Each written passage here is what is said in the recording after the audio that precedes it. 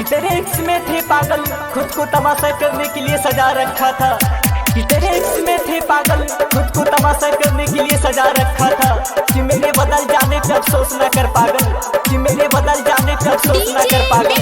तुमने तो पागल मेरी मोहब्बत को मजाक बना रखा था।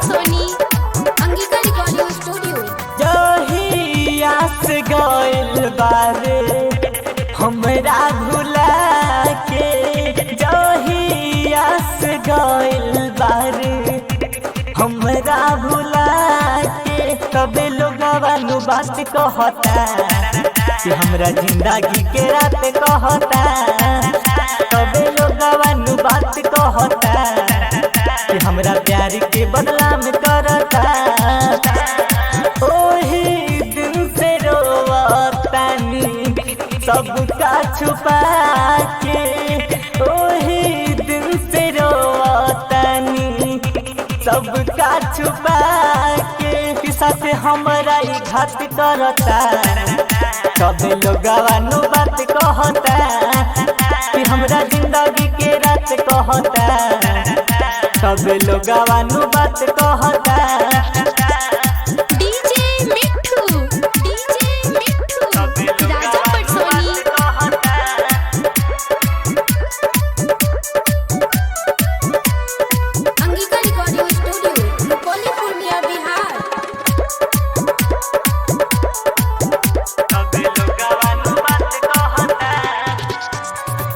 कितनो मनाई दिल के बात समझाई, तनिको नहीं रहला हो। तब अपना हित के दे देला धोखा, तब कैसे करी भरोसा हो, तब कैसे करी भरोसा हो। कितनो मनाई दिल के बात समझाई, तनिको नहीं रहला हो। जब अपना हित के दे देला धोखा, तब कैसे करी भरोसा हो। दुआ करे मन हमरो सनम बेवफा के, एतने ही कहल चाही दिलवा लगा के कि मुझे के दीवाना कहता।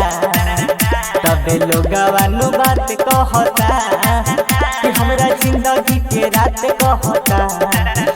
तबे लोगवा नु बात कहता। तबे लोगवा नु बात कहता। Angika recording studio, Rupauli, Purnia, Bihar. तबे लोगवा नु बात कहता। डीजे मिठू,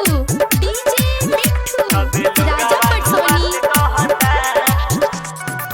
जियल जाला यादो सताला, केकरो से नहीं बताई हो। दुखवा से कहे पवन साथे बा भाई, लगे उनका बताई हो, लगे उनका बताई हो। जियल जाला यादो सताला, केकरो के नहीं बताई हो।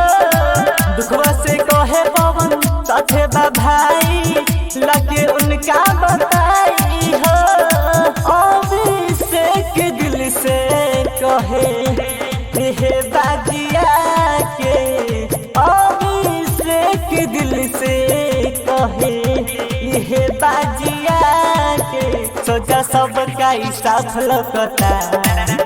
तबे लोगवा नु बात कहता कि हमरा जिंदगी के रात कहता। तबे लोगवा नु बात कहता। SRS entertainment present.